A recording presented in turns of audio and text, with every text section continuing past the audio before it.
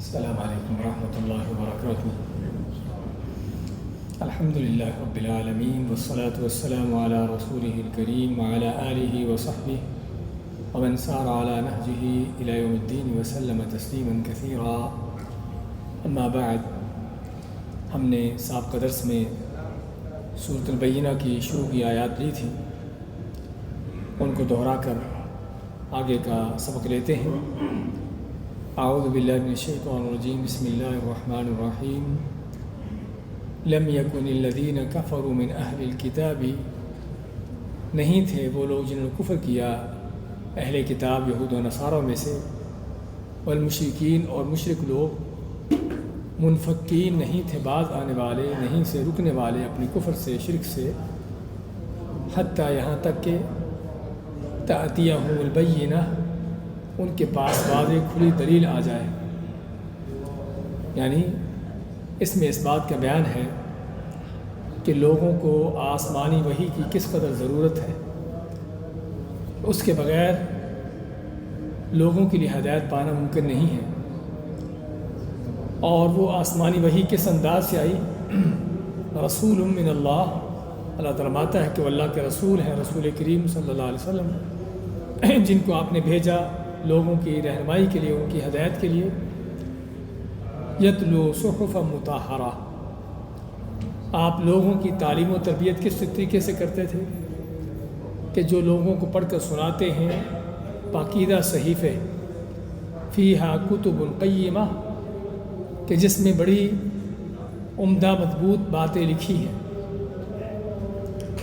مقصد قرآن کریم ہے، اللہ کی طرف سے جو نازل ہونے والا ہے، اور اس میں اس بات کا بیان ہے کہ قرآن اصل یہی حق اور ہدایت پر مبنی کتاب ہے، اور اس میں اس بات کا بھی اشارہ ہے کہ قرآن سے ہٹ کر لوگوں کے ایک دوسرے کو تعلیم دینے کے انداز کیا ہوتے ہیں، قصے، کہانیاں، کرامتیں، حکایتیں، کوئی لوگوں کے خواب، بزرگوں کے خواب، اس طرح کی چیزیں، اور جھوٹے سچے واقعات،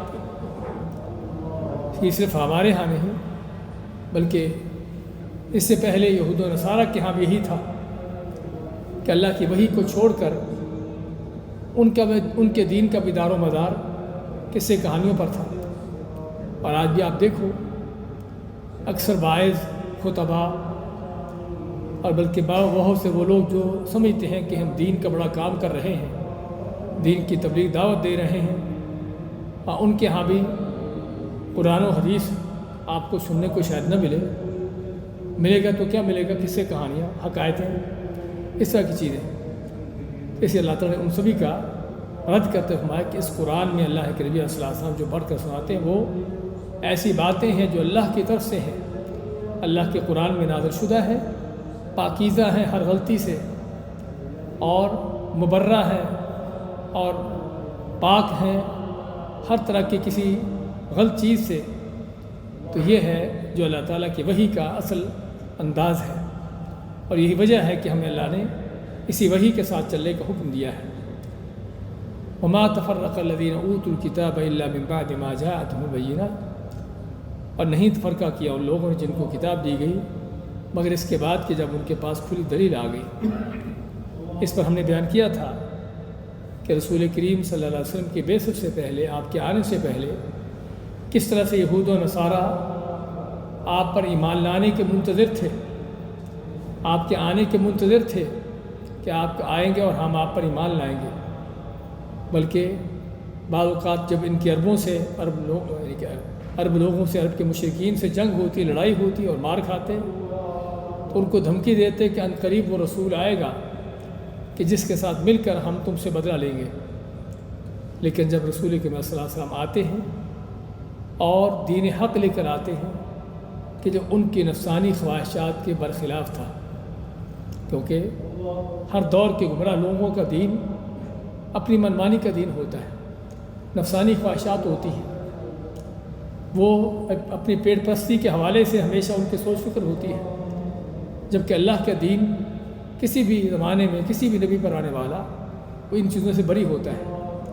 اللہ کا دین قربانیوں کا دین ہے، اللہ کی راہ میں خرچ کرنے کا دین ہے، اللہ کی راہ میں جان و مال دینے کا دین ہے، نہ کہ لوگوں کے مال بٹورنے کا دین ہے۔ تو جب یہ لوگ دیکھتے کہ اللہ کے نبی وہ دین لے کر آئے ہیں کہ جو ان کی مرضی کے خلاف ہے، تو سب سے بڑھ کر یہی لوگ ان کے دشمن ہوتے۔ تو اس میں کہ جب آپ صلی اللہ علیہ وسلم آ گئے تو تب انہوں نے آپ کے بارے میں اختلافات کیے، کوئی ایمان لائے، کوئی کفر پر باقی رہے۔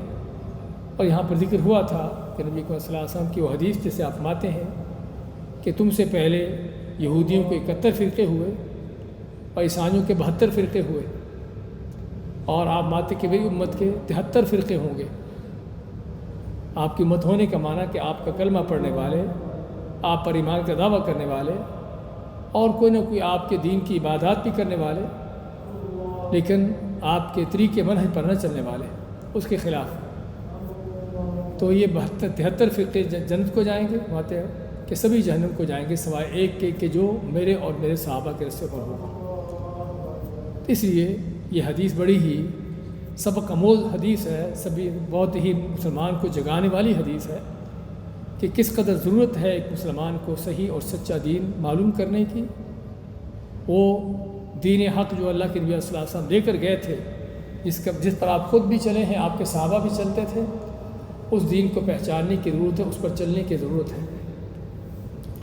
اس کے بعد آیت نمبر 5 میں فرماتا ہے وَمَا أُمِرُوا إِلَّا لِيَعْبُدُوا اللَّهَ مُخْلِصِينَ لَهُ الدِّينَ حُنَفَاءَ، اور ان کو نہیں حکم دیا گیا مگر اس بات کا، ما نہیں امروا ان کو حکم دیا گیا، الا مگر لِيَعْبُدُوا اللَّهَ کہ عبادت کریں اللہ کی، مخلصین لہ الدین اسی کے لیے خالص کرتے ہوئے اپنے دین کو، اپنی عبادت کو، حنفاء یکسو ہو کر، حنفاء جمع حنیف کی، اور حنیف کے معنی کہ جو ایک طرف جھکا ہو، اور ایک طرف جھکے ہونے کا معنی کہ جو ایک ہی طرف لگا ہو، اس کی دوسروں کی طرف، اوروں کی طرف اس کی توجہ نہ ہو، ان کی طرف اس کی نظریں نہ اٹھتی ہوں۔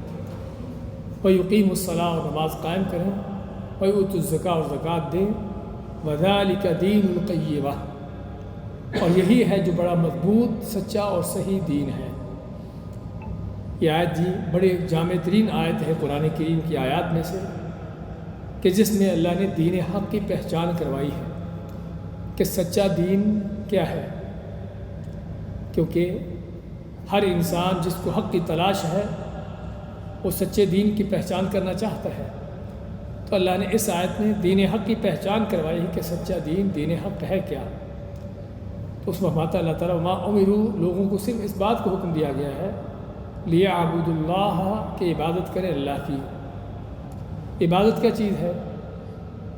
ویسے تو عبادت کا لفظ ہم کہتے ہیں، بولتے ہیں، پڑھتے ہیں، لیکن اگر کسی سے پوچھا جائے عبادت کا معنی کیا ہے تو شاید اس کی تعریف یا اس کا معنی بیان کرنے سے عاجز ہو۔ اور یہ ہمارا حال ہے بہت سی چیزوں میں، کہ وہ چیزیں جو ہماری زبان پر عام ہوتی ہیں، کہتے سنتے رہتے، لیکن اگر کوئی اس کا معنی پوچھ لیں تو ہمیں خود بھی پتہ نہیں ہوتا کہ ہم جو یہ بات کہتے ہیں اس کا معنی کیا ہے۔ تو عبادت کیا ہے؟ کوئی کہنے والا کہے گا کہ نماز، روزہ، حج، زکوٰۃ، یعنی ان چیزوں کو گننا شروع کر دے گا۔ ہاں، یہ عبادات کے اس کے طور طریقے ہیں، مثالیں ہیں۔ بذات خود عبادت کی ڈیفینیشن کیا ہے، عبادت کی تعریف کیا ہے؟ ہاں، یہ وہ چیز ہے کہ جسے ہمیں سمجھنے کی ضرورت ہے۔ اور اگر ہم عبادت کی تعریف سمجھ لیں تو ہمیں یہ بھی پتہ چل جائے کہ اللہ کی عبادت کیسے ہوتی ہے۔ ابن تیمیہ رحمۃ اللہ علیہ فرماتے ہیں عبادت کیا ہوتی ہے کہ ہر وہ چیز جو اللہ تعالیٰ بندے سے چاہتا ہے، ہر وہ چیز جو اللہ کو راضی کرنے والی ہے، چاہے بندے کی بات ہو، اس کا عمل ہو، اس کا قول ہو، ظاہری عمل ہو یا باطنی ہو، یہ عبادت ہے۔ تو عبادت پھر کیا ہوئی؟ ہر وہ چیز جس کا اللہ نے حکم دیا ہے، جو اللہ تعالیٰ بندے سے چاہتا ہے، جس پر اللہ تعالیٰ راضی ہوتا ہے، یہ عبادت ہے۔ تو چنانچہ اس سے پتہ چلا کہ عبادت وہ ہے کہ جو اللہ تعالیٰ جس پر راضی ہے، جس کا اللہ نے حکم دیا ہے، چاہے وہ ظاہری بات ہو، باطنی ہو، قول ہو، فعل ہو، کچھ بھی ہو، یہ عبادت ہے۔ اور اس سے معلوم یہ ہوا کہ وہ چیزیں کہ جس پر اللہ تعالیٰ راضی نہیں ہے وہ عبادت نہیں ہے۔ جس پر اللہ تعالیٰ راضی نہیں وہ عبادت نہیں. یہ نہیں کہ میں جس کو سمجھوں کہ نیکی ہے وہ عبادت ہے، بلکہ اللہ تعالیٰ جس پر راضی ہے. ہم اپنی رضا کو نہیں دیکھتے، اپنی منمانی کو نہیں دیکھیں گے، یہ دیکھیں کہ اللہ تعالیٰ کیا چاہتا ہے ہم سے، اللہ نے ہمیں کس چیز کا حکم دیا ہے. تو اصل عبادت یہ ہے. اور اگر عبادت کے یہ مفہوم ہے تو اس کا معنی پھر یہ ہے کہ عبادت ہر وہ چیز ہے جس کا اللہ نے حکم دیا ہے، جس چیز سے اللہ نے روکا ہے، جو حکم دیا ہے اس کو کر لینا، جس سے روکا ہے اسے رک جانا، یہ عبادت ہے. یہ عبادت ہے. اور اس کا معنی یہ ہوا کہ ہم اپنی طرف سے عبادت کے طور پر، نیکی کے طور پر کوئی کام نہیں کر سکتے جس کو ہم سمجھے کہ نیکی ہے. نیکی ہونے کا معیار اللہ اس کے رسول صلی اللہ علیہ وسلم ہے، ان کی طرف سے ہے. ہم اپنی طرف سے نیکیاں نہیں بنا گھڑ سکتے. اور یہی اصل عبادت کو نہ سمجھنے کی وجہ ہے کہ جو ہمارے ہاں طرح طرح کی بدعات کا دورہ اس کی بھرمار ہے. اس کی وجہ یہی ہے کہ ہم سمجھتے ہیں کہ جو بھی نیکی ہم سمجھتے ہیں، جو بھی ہم کو نیکی نظر کر لے وہ نیکی ہے. نیکی وہ ہے جس کا اللہ اس کے رسول صلی اللہ علیہ وسلم نے حکم دیا ہے. اور اس موضوع پر پہلے بھی کئی بار بات ہوئی ہے کہ نیکی عبادت ہوتی ہی وہ ہے کہ جو اللہ اس کے رسول کی طرف سے ہے. اللہ نے نیکی عبادت کے لیے بندوں کو اختیار نہیں دیا کہ اپنی مرضی سے جو چاہے کرے. حتیٰ کہ وہ آدم علیہ السلام کہ جن کو خود اللہ نے علم سکھایا براہ راست. دوسرے الفاظ میں اگر کوئی یہ کہنا چاہے کہ آدم علیہ السلام کے معلم کون تھے، اللہ تعالیٰ کی ذات ہے. اللہ کی ذات ان کے معلم. ان کو بھی اللہ نے اپنی منمانی پر نہیں چھوڑا کہ زمین پر جا کر جیسے چاہو عبادت کرو.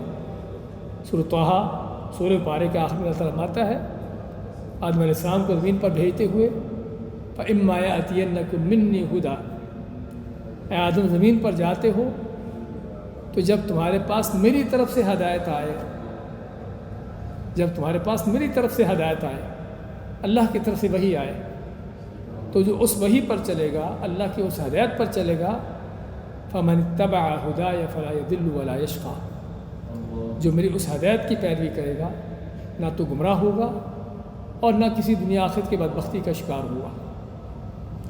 گمراہ نہیں ہوگا کیونکہ اللہ کی ہدایت پر ہے، اللہ کی وحی کے ساتھ چل رہا ہے. اور بدبختی کا شکار اس لیے ہوگا کیونکہ ہدایت پر ہے. بدبختی اس کے لیے ہے کہ جو گمراہی پر ہے، ہدایت پر نہ ہو. اس لیے دونوں چیزیں ایک دوسرے کے لازم ملزوم ہے کہ اگر اللہ کی وحی پر ہے آدمی تو ہدایت پر ہے، اور اگر ہدایت پر ہے تو پھر دنیا آخر کی سعادتیں ہیں، خوشحالیاں ہیں، پھر بدبختی نہیں ہے. وَمَنْ أَعْرَضَ عَنْ ذِكْرِي، آگے کیا فرمایا، اور جو میرے ذکر سے وحی سے منہ پھیرے گا، اس کو نہیں مانے گا، اس پر عمل نہیں کرے گا، فَإِنَّ لَهُ مَعِيشَةً ضَنْكَا، اللہ مانتا ہے کہ پہلی بات تو ہم دنیا میں ہی اس کی زندگانی تنگ کر دیتے ہیں، اس کی زندگی ہی تنگ ہو جاتی ہے. مال بڑا ہوگا، دنیا کے وسائل بڑے ہوں گے، ممکن ہے کرسی اور حکومت بھی ہو، لیکن آدمی کی ڈپریشن، اس کی پریشانیاں، اس کے دل کی تنگی، اصل اللہ کی مار کسی پر یہ پڑتی ہے. معیشتاً ضنکا، یعنی کہ اس کو روزی نہیں ملے گی، روزی بہت ملے گی لیکن اس کے باوجود دل کا تنگ ہونا، تو اس کی زندگانی تنگ ہوگی.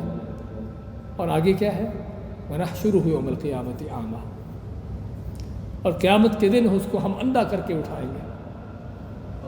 دوسری آیت میں اللہ فرماتا ہے مَنْ كَانَ فِي هَٰذِهِ أَعْمَىٰ فَهُوَ فِي الْآخِرَةِ أَعْمَىٰ، جو دنیا میں اندھا ہے وہ آخرت میں اندھا ہوگا. کیا مطلب کہ جس کو دنیا میں نظر نہیں آتا، بلائنڈ ہے، آنکھیں اس کی کام نہیں کرتی، قیامت کے دن اندھا ہو کھڑا ہوا. یہ اندھا وہ ہے کہ جو اللہ کے دین سے اندھا ہے، حق سے اندھا ہے. اگرچہ اس کی نظریں بڑی تیز ہوں، 6/6 ہو، اس میں کوئی کس طرح کی کمی نقص نہ ہو، سمجھے نا، لیکن حق کو دیکھنے کی، حق کو پہچاننے کی اس کی توفیق نہیں ہے. اس کے سامنے حقیقتیں واضح ہوتی تھیں، سامنے ہر چیز تھی، لیکن اس کے پاس ان کچھ چیزوں کو دیکھنے کی فرصت ہی نہ تھی، کچھ سننے کا وقت ہی نہیں تھا کہ میں حق کو دیکھوں، سنوں کیا ہوتا ہے. تو دنیا میں جس طرح جو اندھا ہے اللہ کے دین سے، حق سے اپنے آپ کو اندھا بنا کے رکھا ہوا ہے، اللہ قیامت کے دن اس کو حقیقی معنوں میں اندھا کر کے کھڑا کرے گا. اور کہے گا آدمی لما حشرتنی اعمی وقد کنت بصیرا، اللہ میں کیسے اندھا ہو گیا، میں تو بڑا دیکھا کرتا تھا۔ اللہ تعالیٰ کیا فرمائے گا کہ جس طرح تو نے میری آیتوں کو بھلایا آج ہم نے تم کو بھلا دیا، کذالک اتتک آیاتنا فنسیتها وکذالک اليوم تنسی، کہ تیرے پاس ہماری آیتیں ہمارے حکم آئے تھے تو نے ان کو بھلا دی۔ بھلانے کا معنی قرآن پڑھتا ہی نہیں، پڑھا ہے تو پتہ نہیں کیا پڑھ رہے ہیں، پتہ ہے تو اس پر عمل کی کوئی توفیق نہیں، سمجھا؟ یہ قرآن کو بھلانے کا معنی، اللہ کی آیتوں کو بھلانے کا معنی کہ پتہ نہیں کہ اللہ نے مجھے کیوں پیدا کیا ہے، دنیا میں کیوں آیا ہوں اور میں کیا کر رہا ہوں، اللہ نے مجھے کیا تعلیم دی ہے۔ تو اللہ مانتا ہے کہ تو نے میری آیتوں کو بھلایا تو آج ہم تم کو بھلا دیں گے۔ تو اللہ کیا بھول جاتا ہے؟ وما کان ربک نسیا، اللہ ماتا سورہ مریم میں کہ تیرے رب کبھی بھولنے والا نہیں ہے۔ ان کو بھلانے کا معنی کہ کس عذاب میں پڑے ہیں، جہنم کی کس وادی میں، کس عذاب میں ہے، اللہ تعالیٰ ان کو ڈال کر ایسے جیسے ان کو ویسے بھلا ہی دیا ہے، پتہ نہیں کہ کہاں پر ہے، سمجھے نا؟ اور یہ بھی عذاب کا ایک بڑا انداز ہوتا ہے کہ کسی آدمی کو آپ کسی ایسی سزا میں ڈال دیں، ڈال کر ویسے ہی اس کو جیسے بھلا ہی دیں کہ وہ کس مصیبت میں پڑا ہے۔ تو اللہ سمجھتے ہیں کہ آج ہم تم کو بلا دیں گے۔ تو بات کر رہے تھے کہ عبادت یہ ہے جو اللہ کی طرف سے نازل ہوئی ہے۔ آدم علیہ السلام کی بات ہو رہی تھی کہ آدم علیہ السلام کو زمین پر بھیجتے ہوئے اللہ نے یہ فرمایا کہ جو میری طرف سے ہدایت آئے گی اس پر جو چلے گا وہ ہدایت پائے گا، ان کو بھی اپنی مردی پر نہیں چھوڑا۔ تو پھر آدم علیہ السلام کے بعد کون ہے کہ جن کے استاد بھی معلم بھی اس جیسے انسان ہوتے ہیں، کیا اس کو صحیح بتاتے ہیں، کیا غلط بتاتے ہیں، سمجھے نا؟ ظاہری بات انسان ہے، غلطیاں تو ہوتی ہیں، تو ان کا پھر حال کیا ہوگا؟ تو اس لیے عبادت صرف وہ ہے کہ جو جس کا اللہ نے حکم دیا ہے، جو آسمان سے جس وحی کے ذریعے آئی ہے۔ تو یہ عبادت کا مفہوم امروا الا لیعبدوا اللہ، تو ان کے صرف اس بات کا حکم دیا گیا کہ اللہ کی عبادت کریں۔ کیسے؟ مخلصین لہ الدین، وہ عبادت بھی اس کے لیے خالص ہو کر کریں۔ عبادت کے مفہوم کے اندر ہم نے ذکر کر دیا کہ عبادت اس طریقے پر ہو جو اللہ نے دیا ہے، اور مخلصین لہ الدین کے اندر مزید دوسری عبادت کی شرط آگی، وہ کیا ہے کہ اللہ کے لیے خالص ہونا، عبادت کا اللہ کے لیے خالص ہونا۔ اور یہ جس طرح ہم پہلے بھی کی بات ذکر کر رہے ہیں کہ کسی بھی عبادت کے قبول ہونے کی دو بڑی شرطیں ہیں۔ ایک یہ ہے کہ وہ اللہ کے لیے خالص ہو، نہ کوئی ریاکاری، نہ کوئی دکھلاوا، نہ کوئی دنیا کا غرض مقصد، نہ عادت کے طور پر کی جائے۔ آج ہمارے ہاں بہت سی بات عادت کے طور پر، نماز کیوں پڑھیں؟ عادت پڑھی نماز پڑھنے کی۔ رمضان کے روزے کیوں رکھتے ہیں؟ عادت پڑھی روزے رکھنے کی، سمجھے نا؟ عادت۔ تو اللہ تعالیٰ عادتوں کو نہیں دیکھتا، اللہ عبادتوں کو دیکھتا ہے۔ تو اس لیے اخلاص ہو، نہ ریاکاری، نہ دنیا کا غرض مقصد، نہ کوئی عادت بلکہ عبادت۔ مخلصین لہ الدین، اسی کے لیے اپنے دین کو، اپنی عبادت کو خالص کرتے ہوئے۔ حنفاء، مزید بھی تاکید کر دی کہ اسی کے یکسو ہو کر اللہ ہی کی طرف جھکے ہوئے، اللہ کے علاوہ کسی اور کی طرف ان کی نظر نہ اٹھتی ہو۔ اور یہ حنفاء، حنیف کا لفظ، یہ لقب اللہ نے کن کو دیا ہے؟ ابراہیم علیہ السلام کو۔ قرآن کریم میں کئی جگہوں پر اللہ نے ابراہیم علیہ السلام کو یہ لقب دیا ہے، اور واقعی ابراہیم علیہ السلام کی سیرت کو پڑھنے والا دیکھتا ہے کہ ابراہیم علیہ السلام کی کیا ان کے اندر للہیت تھی، اللہ کے ساتھ کتنا گہرا تعلق تھا۔ یعنی اگر اس کو دیکھنا ہو تو جب ابراہیم علیہ السلام کو آگ میں پھینکا جا رہا تھا، پورے گھر والے بھی دشمن ہیں، پوری قوم دشمن ہے، بادشاہ اپنے لشکروں کے ساتھ ابراہیم کو مٹانے پر تلا ہوا ہے، یعنی لوگوں میں سے، انسانوں میں سے کوئی ایک بھی نہیں تھا جو ابراہیم علیہ السلام کے ساتھ ان کی حمایت کرنے والا ہو، ان کی مدد کرنے والا ہو۔ تو اس قدر بے یار و مددگار انسان اس حالت میں جب ان کو آگ میں ڈالا جا رہا ہے تو فرشتوں کے سردار جبرائیل علیہ السلام ان کے پاس آ کر کہتے ہیں کہ ابراہیم اس وقت تمہیں میری کوئی ضرورت ہو۔ ابراہیم آتے ہیں، حسبنا اللہ و نعم الوکیل، اللہ ہی مجھے کافی ہے اور وہی بہتر کارساز ہے۔ اور بعض روایات میں آتا ہے کہ انہوں نے کہا اما الیک فلا، کہ جبریل تیری ضرورت نہیں ہے، اما الی اللہ فنعم، ہاں مجھے اللہ کی ضرورت ہے، مجھے دیکھ رہا ہے۔ یعنی آپ اندازہ لگائیے یہاں پر کہ ان کا اللہ کے ساتھ کتنا گہرا تعلق ہے۔ ہم تو یہ تو بہت بڑی ان کے لیے آفت مصیبت تھی کہ بہت بڑی آگ جلائی، اس میں ان کو ڈالا جا رہا ہے، جہاں یقینی طور پر جو ظاہر نظر آتا ہے صرف آگ میں جانے کی دیر ہے اور آدمی جل کے بھسم ہو جائے، ختم ہو جائے۔ لیکن اس حالت میں بھی فرشتوں کے سردار کی آفر قبول نہیں کر رہے، یہ نہیں کوئی چھوٹی موٹی کوئی چیز ہے۔ وہ فرشتہ جس نے قوم لوط کی بستیوں کو اٹھا کر پورے ان کی بستیاں شہروں کو اٹھا کر آسمان کی بلندیوں پر لے جا کر پلٹ کر پھینک، وہ فرشتہ چاہتا تو انہیں کافروں کو اٹھا کر اس آگ میں ڈال دیتا، اسی آگ کو اٹھا کر ان کافروں پر ڈال دیتا، ہر چیز کر سکتا تھا۔ لیکن اس سے ہمیں پتہ چلتا ہے کہ حنیف ہونے کا معنی کیا ہے، اللہ کے لیے یکسو ہونے کا معنی کیا ہے۔ اور یہی وجہ ہے کہ اللہ نے ابراہیم علیہ السلام کو جو توحید کی امامت دی ہے، حتیٰ کہ نبی کریم صلی اللہ علیہ وسلم کو فرمایا کہ فَاتَّبِعْ مِلَّةَ إِبْرَاهِيمَ حَنِيفًا، کہ نبی صلی اللہ علیہ وسلم اگرچہ آپ نبیوں کے امام ہیں، جہانوں کے سردار ہیں، لیکن توحید کے اس موضوع پر آپ بھی ابراہیم علیہ السلام کی پیروی کرو، ان کو دیکھو کہ انہوں نے کس انداز سے اللہ کی توحید کو اپنایا تھا۔ تو بات کر رہے تھے کہ یہ ہے حنیف، کہ جو صرف اللہ ہی کی طرف جھکا ہو، اس کی ساری توجہ، اس کے میلان ساری اس طرح کی ہر طرح کی، اس کے سارے تعلق اللہ ہی کے ساتھ ہو، کسی اور کے ساتھ ہو، اس کی طرف اس کی نظر اٹھتی ہی نہ ہو۔ اللہ تعالیٰ ایک مسلمان بندے سے ہی چاہتا ہے، عبادت کا حق یہ ہے، تو اس طریقے سے اللہ کی عبادت ہے۔ اس کے بعد پھر اللہ تعالیٰ نے عبادت کی دو مثالیں پیش کر دیں، وَيُقِيمُ الصَّلَاةَ وَيُؤْتُوا الزَّكَاةَ، کہ نماز قائم کریں اور زکوٰۃ دیں۔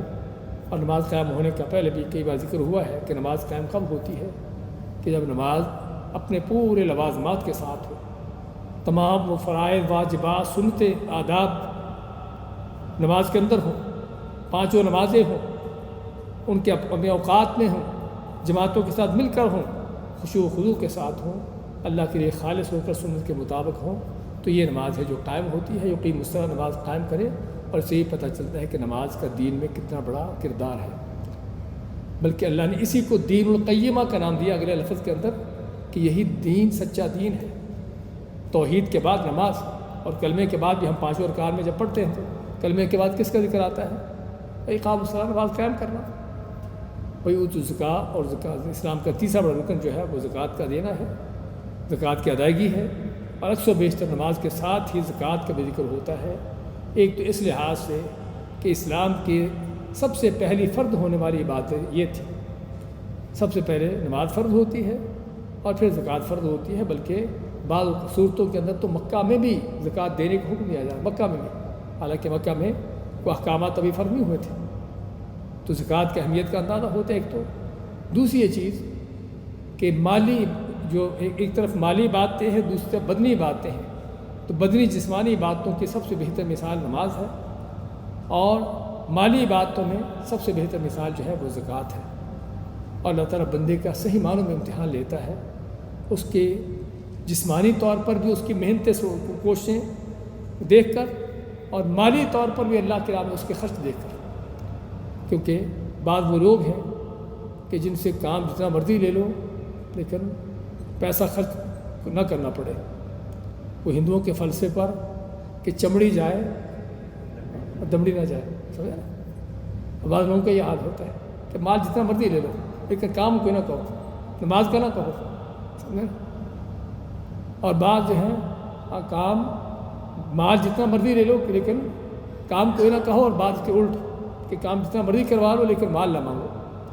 تو اللہ تعالیٰ بندے کا ہر لحاظ سے امتحان لیتا ہے کہ کام بھی کروانا ہے، مال بھی لینا ہے۔ تو اسی معنی وہی تو زکوٰۃ اور زکوٰۃ دے، اور زکوٰۃ جو کہ معمولی سی چیز ہے انسان کو ملے ہوئے اللہ کی طرف سے مال میں سے، میں وذالک دین القیمہ، اور یہی ہے جو سچا، صحیح اور مضبوط دین ہے۔ اس توحید کو اپنانا، اللہ کی اس طرح سے خالص مخلص ہو کر عبادت کرنا، نماز کو قائم کرنا، زکوٰۃوں کو ادا کرنا، یہ ہے جو اللہ فرماتا ہے کہ خالص مخلص اور سچا دین ہے، صحیح مضبوط دین ہے۔ اسے پتہ چلا کہ نماز اور زکوٰۃ کی اہمیت کیا ہے، اور اس سے پہلے توحید کی کیا اہمیت ہے، کہ جو توحید ہمارے بعض لوگوں کے ہاں ویسے ہی اختلافی مسئلہ ہوتا ہے، اس کی بات نہ کرو، لوگ اس کی بات سن کر بگڑتے ہیں، ناراض ہوتے ہیں، اس لیے میٹھی میٹھی باتیں سناؤ لوگوں کو کہ جس سے لوگ ساتھ مل کے چلتے رہیں۔ حالانکہ اگر میٹھی باتیں سنانا ہوتی تو نبیوں کو قوموں کے ساتھ کوئی مخالفت نہ کرنا پڑتی، کوئی دشمنی نہ ہوتی، ان کی دشمنی تھی ہی اسی توحید پر، اس لیے ضرورت ہے ہمیں دین کو سمجھنے کی کہ دین ہے کیا، اور ہم نے اس طرح شروع میں کیا ہے کہ اللہ نے اس آیت کے اندر دین کی حقیقت بیان کی ہے کہ سچا دین کیا ہے، اور اس آیت کو سامنے رکھ کر انسان کو اپنا جائزہ لینا چاہیے کہ واقعی اس کے اندر توحید عقیدے کا معاملہ کیسا ہے، اللہ کی عبادت اس کی کس انداز سے ہو رہی ہے، اور پھر نمازوں اور زکوٰۃ کی پابندی ان چیزوں کے حوالے سے اس کا معاملہ کیسا ہے۔ بارک اللہ فیکم وجزاکم اللہ خیر۔ آپ بتا رہے تھے یہ 73 فرقوں والی یہ حدیث جو ہے کہ ابھی ہمیں کیسے پتہ چلے گا کہ ہر آدمی کہتا ہے ہر ہماری جماعت جو ہے وہ صحیح ہے، دوسرا فرقہ کہے گا کہ ہمارا فرقہ یہ صحیح ہے، تو صحیح قرآن و سنت والا پھر کون سا فرقہ ہوگا؟ نبی صلی اللہ علیہ وسلم کی صحیح حدیث ہم لوگ کما رائے حسین، ماشاء اللہ، کیا یہ حدیث چاروں علماء تک پہنچی ہے، معاملوں تک؟ بالکل کیوں پھر نہیں، فرق کیوں؟ بالکل کیوں نہیں، اشاروں تک پہنچی ہے۔ تو پھر لوگوں میں فرق کیوں؟ بھائیوں نے بڑا اہم سوال کیا ہے کہ 73 فرقوں میں سے کیسے پتہ چلے کہ کون سا فرقہ صحیح ہے، کیونکہ ہر ایک کا دعویٰ ہے کہ ہم وہ فرقہ ہے جو صحیح ہے، جس کو کہتے ہیں فرقہ ناجیہ، یعنی نجات پانے والی جماعت۔ ہر جماعت کا، ہر گروہ کا، ہر فرقے کا یہ دعویٰ ہے کہ ہم وہ ہیں، لیکن یہاں پر سوال یہ پیدا ہوتا ہے کہ نبی کریم صلی اللہ علیہ وسلم نے اس کے بارے میں بیان نہیں کیا کہ وہ جماعت کون سی ہے، اس جماعت کی صفت کیا ہے۔ یہیں پر جہاں پر آپ نے 73 فرقوں کی بات کی نا، اور یہ بتایا کہ سبھی جہنم کو جائیں گے سوائے ایک کے، صحابہ کی طرف سے فوراً سوال آیا، اور صحابہ کرام ہم سے کہیں زیادہ دین کو سمجھنے کی ان کی کوشش ہوتی تھی، اور خصوصاً جب اس طرح کی خطرناک بات آتی تو فوراً وہ تو چونک جاتے تھے، الرٹ ہو جاتے تھے کہ معاملہ خطرناک ہے، ہم تو اس طرح کی چیزیں سنتے رہتے، پرواہ نہیں ہوتی۔ تو صحابہ نے فوراً سوال کیا کہ اللہ کے نبی صلی اللہ علیہ وسلم وہ کون سی جماعت ہے کہ جو جنت کو جانے والی ہے، وہ 73 فرقوں میں سے کون سی ہے؟ آپ نے کیا فرمایا؟ ما انا علیہ و اصحابی، کہ جس پر میں اور میرے صحابہ ہیں، کہ جو میرا اور میرے صحابہ کا رستہ ہے۔ اب حسن صاحب کا جو سوال تھا، مجھے اور آپ کو کیسے پتہ چلے کہ ہم اسی رستے پر ہیں کسی اور پر ہیں؟ کیونکہ ہر کوئی دعویٰ کرتا ہے کہ ہم وہ جماعت ہیں کہ جو اللہ کے نبی صلی اللہ علیہ وسلم نے بتائی کہ جو میرے اور میرے صحابہ کے رستے پر، دعویٰ سبھی کا ہے کہ ہم اس رستے پر ہیں، لیکن حدیث میں آپ ماتے ہیں البینۃ علی المدعی، کہ جو کسی بات کا دعویٰ کرتا ہے اس کو دعوے کی دلیل بھی دینا ہوتی ہے، سمجھے نا؟ میں کہوں کہ یہ موبائل میرا ہے، آپ کو میرا ہے، ہاں، میں آپ اس کو میرا ہونے کے، اپنے ہونے کی دلیل دوں گا کہ میرا ہونے کی دلیل یہ ہے کہ آپ اس کو کھول کر دیکھو، اس میں کس کے نمبر ہے، دوسرے کے نمبر ہے، میرا نمبر ہے، سمجھے نا؟ پتہ چل جائے گا کہ اس کا اکاؤنٹ وغیرہ کس کے نام کا بنا ہوا ہے، پتہ چل جائے گا کس کا ہے، سمجھے نا؟ یہ دلیل ہے۔ اسی طرح یہاں پر بھی دعویٰ تو ہر کوئی کرتا ہے کہ ہم وہ جماعت ہیں کہ جو جنت کو جانے والی ہے، جو اللہ کے نبی کے صحابہ کے طریقے پر ہے، لیکن اس دعوے کی دلیل کیا ہے؟ اس کی دلیل پتہ چلتا ہے کہ جب کوئی آدمی حقیقی معنوں میں قرآن و سنت کی اتباع کرنے والا ہوتا ہے، کوئی مسئلہ ہو، کوئی مسئلہ آ جائے، یہ دیکھے کہ اللہ اس کے رسول کا حکم کیا ہے، یہ نہ دیکھے کہ میں کیا کرتا ہوں، یہ نہ دیکھے ہمارے کیا کرتے ہیں، یہ نہ دیکھے کہ ہماری جماعت فرقے کا کیا کام ہے، یہ نہ دیکھے کہ ہمارے بڑے کیا کہتے تھے۔ ہمارے ہاں قرآن و سنت پر چلنے کی رکاوٹیں سب سے بڑی یہ ہے، بعض اوقات اپنا ہی ایک نفسانی خواہش، خیال ہے اپنا، سمجھتا ہے کہ میرا خیال صحیح ہے، اور قرآن و سنت کے مقابلے میں اپنے خیال لانا یہ مسلمان کا کام نہیں ہے۔ امام شافعی رحمۃ اللہ علیہ انہوں نے کوئی مسئلہ بیان کیا، اور مسئلہ بیان کر کے اس کی دلیل حدیث بیان کر دی کہ اللہ کے نبی صلی اللہ علیہ وسلم نے اس مسئلے کے بارے میں یہ فرمایا ہے، تو کسی نے کہا کہ آپ کا کیا خیال ہے؟ جس طرح کہ ہمارے یہاں بھی آپ کا کیا خیال ہے، جیسے کہ کوئی دنیا کا معاملہ ہو، آپ کا کیا خیال ہے؟ یہ دین ہے اللہ کا۔ تو امام شافعی رحمۃ اللہ سخت غصے میں آتے ہیں، کہتے کہ تم مجھے کسی چرچ میں دیکھ رہے ہو، میں کوئی پادری، کوئی عیسائی ہوں، کس طرح ہوں، میں کوئی یہودی ہوں کہ جو اپنا خیال کروں، بیان کروں؟ اللہ کے نبی کی جب حدیث آ گئی تو اس کے بعد اپنا خیال پیش کروں۔ بلکہ امام ابو حنیفہ رحمۃ اللہ علیہ کے بارے میں آتا ہے کہ کسی مسئلے پر انہوں نے کوئی بات کہی، اور ان کی اس بات پر کسی نے حدیث بیان کر دی کہ اللہ کے نبی صلی اللہ علیہ وسلم نے اس کے بارے میں یہ فرمایا ہے، اور ظاہراً امام حنیفہ رحمۃ اللہ علیہ کی بات جو انہوں نے کہی تھی حدیث کے مطابق نہ تھی، تو کسی نے امام حنیفہ رحمۃ اللہ کے پاس بیٹھے جو لوگ تھے، کسی نے ان کو کہا کہ آپ اس کو جواب دو، یعنی اس نے جس طرح کہ آپ کی بات رد کی ہے، ٹھکرائی ہے۔ امام صاحب کیا فرماتے ہیں کہ میں اس کی بات نہیں، اللہ کے نبی کی بات ہے، اس کا کیسے رد کروں؟ اللہ کے نبی کی بات کا رد کروں، یہ ہوگا؟ تو ائمہ کرام تو بھائیو یہ تھے، ائمہ کرام کا تقویٰ، نیکی، پرہیزگاری اس انداز سے تھی۔ غلطی ہو جانا کوئی بڑی بات نہیں، انسان تھے، بشر تھے، غلطی ہو جاتی تھی۔ اور اس لیے آپ دیکھو گے کہ ایک امام کے کسی مسئلے میں بعض اوقات کئی قول ہیں۔ کسی وقت میں کوئی فتویٰ دیا، پھر مزید اس مسئلے پر کوئی ریسرچ بحث کی، پتہ چلا کہ وہ پہلا غلط تھا اور دوسرا دے دیا۔ کسی اور وقت میں پھر حدیثیں مزید حاصل ہوئی، پتہ چلا کہ پہلا جب دوسرا میرا فتویٰ بھی حدیث کے مطابق نہیں تھا، پھر تیسرا بدل دیا۔ اس کی کس بات کی دلیل ہے کہ ائمہ کرام کس قدر حق کے متلاشی تھے، حق کی تلاش میں تھے، لیکن انسان ہونے کے ناطے غلطیاں ہوئیں۔ اسی لیے انہوں نے فرمایا بار بار کہ ہماری پیروی نہ کرو، ہمارے پیچھے نہ چلو، اگر پیچھے چلنا ہے تو کس کے؟ اللہ اس کے رسول کے۔ تو بات کر رہے تھے کہ یہ ہے کہ مسلمان، سچا مسلمان وہ ہوتا ہے کہ جس کے پاس جب قرآن و سنت کی بات آ جائے تو پھر یہ نہیں کہ میرا خیال کیا ہے، میرے بڑے کیا کہتے ہیں، ہمارے ہاں کیا ہوتا ہے، وہ یہ نہیں کہتا۔ اللہ اس کے رسول کی بات ہر چیز سے مقدم ہوتی ہے۔ تو اسی بات کر رہے تھے کہ وہ جماعت کون سی ہے، کیسے مجھے اور آپ کو پتہ چلے کہ وہ ہم اس جماعت میں سے ہیں؟ اس کا پتہ چلانے کے لیے بھائیوں یہ دین سیکھنا پڑے گا۔ صاف سی بات ہے، جب تک اس کو سیکھیں گے نہیں پتہ چلے گا کہ وہ کیا ہے۔ صرف دنیا میں پڑے رہیں، دنیا کے دور میں لگے رہیں، اور جو کسی نے کہہ دیا اس کو سن کر چلتے رہیں، ایسے تحقیق نہیں ہوگی، ایسے پتہ نہیں چلے گا۔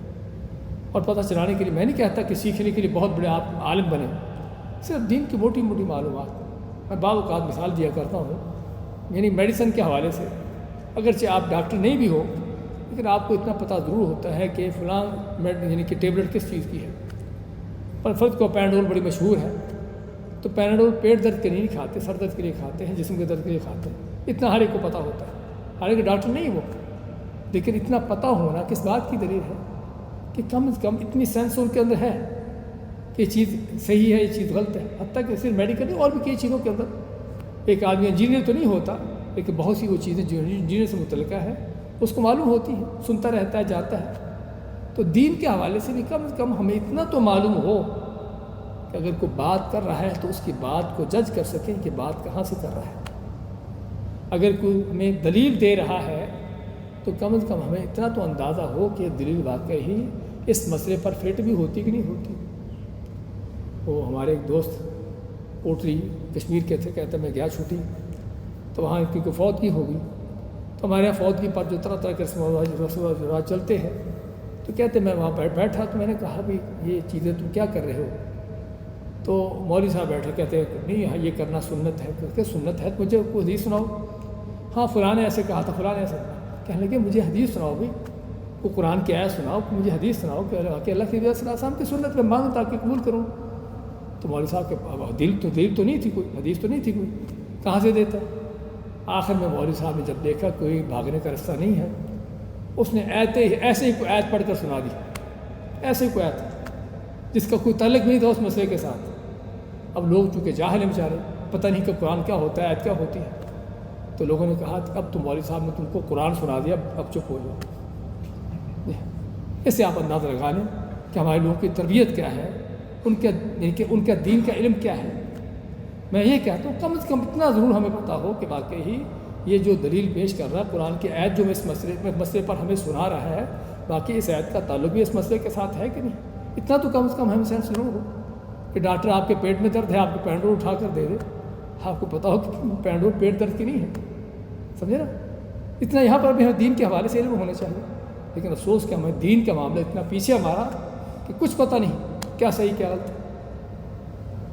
تو اس لیے آپ کا جو سوال تھا کہ چاروں ائمہ کو بالکل حدیث پہنچی ہے، صلو کما رأیتمونی اصلی، اور اس لیے ہر امام نے اپنی طرف سے کوششیں کی ہیں کہ سنت کے مطابق ان کا عمل ہو، لیکن جس طرح بتایا میں نے کہ اجتہادات ہوتے ہیں، ہر حدیث کو سمجھنے کا، آیت کو سمجھنے کا، اللہ تعالیٰ دیکھیے قرآن حدیث تو ایک ہے، اس میں تو اختلافات نہیں ہوتے، لیکن جو سمجھ سوچ ہے نا بندے کی، اس میں انسان کو اللہ نے مختلف صلاحیتیں دی. آپ ایک آیت پڑھو گے، آپ اس سے کچھ ممکن معنی لو، دوسرا پڑھے گا تو ممکن اس کو دوسرا معنی ملے. ہوتا ہے ایسا ہو سکتا ہے. اس لیے یہ نہ سمجھیں کہ ائمہ کرام نے نعوذ باللہ جان بوجھ کر کوئی آپ صلی اللہ علیہ وسلم کی مخالفت کی ہے، آپ کی سنت کی خلاف ورزی کی ہے. ائمہ کرام جو کوئی ان کا جو تقویٰ پرہیزگاری ہے اس معیار کا ہے کہ ایسی باتوں کے بارے میں سوچنا بھی ہم سمجھتے کہ ناجائز ہے. لیکن انسان ہونے کے ناطے فرض کرو کسی کو حدیث ملی، اس نے اس کے مطابق عمل کر لیا، کسی دوسرے کو حدیث نہ ملی، اس نے اپنے اجتہاد سے اپنی رائے سے کام لے لیا. اور یہ ہوتا ہے، ہوا ہے. نہ سمجھے کہ میں غلط بات کہہ رہا ہوں. آج تو اللہ کا فضل ہے ہمارے اوپر کہ آپ کے پاس یہ میڈیا، موبائل ایسی چیزیں ہیں کہ 10 سیکنڈ سے پہلے آپ کسی حدیث کو اپنے سامنے، اس کی پوری ریسرچ آپ کے سامنے ہوگی. آپ کو کسی مسئلے پر کوئی حدیث چاہیے، 10 سیکنڈ سے پہلے آپ کے سامنے حدیث ہوگی. لیکن کیا ائمہ کرام کے زمانے میں ایسا کی چیز تھی؟ آپ کے علم کے لیے صحیح بخاری جو سمجھتے ہیں کہ حدیث کی سب سے اتھینٹک کتاب ہے، کب لکھی گئی ہے؟ امام بخاری 256 ہجری میں فوت ہوئے ہیں. اس کا معنی کہ 200 سال کے بعد، امام ابو حنیفہ رحمۃ اللہ علیہ کے فوت ہونے کے کم از کم 50-60 سال کے بعد، امام مالک کے فوت ہونے کے کم از کم 30-40 سال کے بعد، امام شافعی کے فوت ہونے کے کم از کم 20-30 سال کے بعد، سمجھے نا، حتیٰ کہ امام احمد رحمۃ اللہ علیہ کے فوت ہونے کے بعد. تو اس سے آپ اندازہ لگا سکتے ہیں کہ ائمہ کرام نے فرض کرو اگر ظاہراً کسی حدیث کے مطابق ان کا عمل نہیں تھا تو یہ نہیں کہ انہوں نے جان بوجھ کے اس کی مخالفت کی ہے. ان کو حدیث نہ ملی ہو، حدیث ملی ہو لیکن حدیث کے بارے میں ان کی ریسرچ نہ ہو سکی ہو کہ کہاں تک قابل قبول ہے یا نہیں ہے. آج تو یہ حدیث نہیں، آپ کو حدیث کی پوری تحقیق ریسرچ مل جائے گی کہ حدیث کس کیٹیگری کی ہے.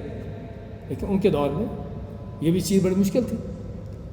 اس لیے ائمہ کرام سے اگر فرض کرو کہ اس طرح کی چیزیں ہوئی ہیں تو یہ نہیں کہ انہوں نے جان بوجھ کر مخالفت کی ہے، اس لیے کہ ان کے حدیث نہ پہنچی ہو، حدیث پہنچی ہے لیکن اس کے بارے میں ان کو اب یقین نہ ہوا ہو کہ کہاں تک اتھینٹک ہے، اس پر عمل کیا جائے نہ کیا جائے، اور منکر پھر انہوں نے اپنی رائے سے کام لیا. ایسا ہوا ہے. تو یہ چیز ہوئی ہے. بارک اللہ فیک. اس کا شیخ صاحب ترجمہ کیا ہے جو شیخ صاحب نے حدیث صلو کما رأیتمونی اصلی، اسی طرح سے نماز تم پڑھو جس طرح تم مجھے نماز پڑھتے دیکھتے ہو. تو حدیث بڑی عظیم حدیث ہے جس میں نماز پڑھنے کے حوالے سے آپ کی تعلیم کہ ہمیں نماز کیسے پڑھنا چاہیے. بارک اللہ فیکم جزاکم اللہ خیر. یعنی جو رفع یدین کرتے ہیں امام ابو حنیفہ رفع یدین کرتے تھے. امام ابو حنیفہ رحمۃ اللہ علیہ کے بارے میں رفع یدین کرنے کا بھی ذکر آتا ہے، سمجھے نا. آپ کے علم کے لیے بعض روایات میں آتا ہے کہ انہیں رفع یدین کی بھی ہے. یعنی جو نام کرے دیکھیے اس لیے بات سنیں نا، دین کے اندر مسائل دو طرح کے. ویسے تو ہمیں چاہیے ایک مسلمان ہونے کے ناطے جب پتہ چلے کہ اللہ اس کے رسول کا حکم ہے، چاہے بڑا حکم ہو یا ہماری نظر میں چھوٹا، وہ چھوٹا ہوتا نہیں ہے. جب اللہ کا حکم ہے تو بڑا ہی ہے، اللہ کے نبی کا حکم ہے تو بڑا ہی ہے وہ، سمجھے نا. لیکن فرض کرے ہم بات چیت کو کہتے ہیں یہ فرض ہے اور دوسری کیا ہے، یہ سنت ہے. اور سنت بھی اگرچہ سنت ہے لیکن اگر اللہ کے نبی کی سنت ہے اس کو کرنا چاہیے، اصل تو یہ ہے. لیکن پھر بھی ہم فرق کرتے ہیں کہ فرض کو کرنا ضروری ہوتا ہے اور سنت اگر نہ بھی کریں تو تب بھی آدمی گناہ گار نہیں ہوتا. شریعت جو تعریف ہے سنت کی، فرض کی تعریف کیا ہے کہ جس کو کرنا ضروری ہے اور نہ کرنا گناہ ہے اور اس کا جرم ہے، اس کی سزا ہے. اور سنت کی تعریف کیا ہے، جو سنت فرض کے مقابلے میں ایک سنت ہوتی ہے کہ اللہ کے نبی صلی اللہ علیہ وسلم کی سنت، یعنی آپ کا طریقہ، داڑھی رکھنا آپ کی سنت ہونے کے معنی کہ آپ کا طریقہ ہے، یعنی کہ یہ فرض نہیں ہے، اللہ کے نبی صلی اللہ علیہ وسلم کو فرض قرار دیا. خیر کہنے کا مقصد کہ سنت کا معنی جو فرض کے مقابلے میں، جس طرح بھی ہم عشاء کی نماز پڑھی ہے اور 2 سنتیں پڑھی ہیں. اچھا فرض تو ضروری ہیں جس کا اللہ نے کل حساب لینا ہے، لیکن سنتیں اللہ تعالیٰ اس کا ہم سے حساب نہیں دے گا کہ تم نے پڑھی کہ نہیں پڑھی. لیکن ہمیں ان کی ضرورت بڑی ہے، ان کی ضرورت ہوگی قیامت کے دن. درجات کی بلندی ہے اور نیکیوں کو زیادہ ہونا ہے، فرضوں کی کمی کو اس سے پورا کیا جائے گا اور کئی ان کے فائدے ہیں. پڑھنا چاہیے، اور خصوصاً وہ سنتے جو اللہ کے نبی صلی اللہ علیہ وسلم باقاعدہ پڑھی، سنت وقتہ جن کو کہتے ہیں. تو بات کر رہے تھے کہ میں صرف مثال یہ دینا چاہتا ہوں کہ ایک چیز ہے جس کو علماء کہتے ہیں کہ فرض ہے، اس کو کرنا ضروری ہے، اس کے بغیر آپ کی نماز ہی نہیں ہے. یعنی نماز کے اندر ہی لے لیجیے کہ قیام کرنا، رکوع کرنا، سجدہ کرنا سبھی کیا ہے، فرض ہے. نہیں کرو گے تو آپ کی نماز ہی نہیں ہے. لیکن فرض کرو رفع یدین کرنا اور کوئی اس طرح کی بات چیزیں نماز کے اندر جس کو ہم نماز کی سنتوں کا نام دیتے ہیں. تو اگر کوئی آدمی صرف اس لیے نہ کرے کہ سنت ہے چلو کوئی بات نہیں، تو کیا ہم کہیں گے اس کی نماز نہیں ہوئی؟ نماز ہو جائے گی، لیکن جانتے بوجھتے ہوئے کہ اللہ کے نبی صلی اللہ علیہ وسلم کی سنت ہے پھر بھی اس کو چھوڑ دینا یہ کسی مسلمان کے لائق نہیں. جزاکم اللہ خیر.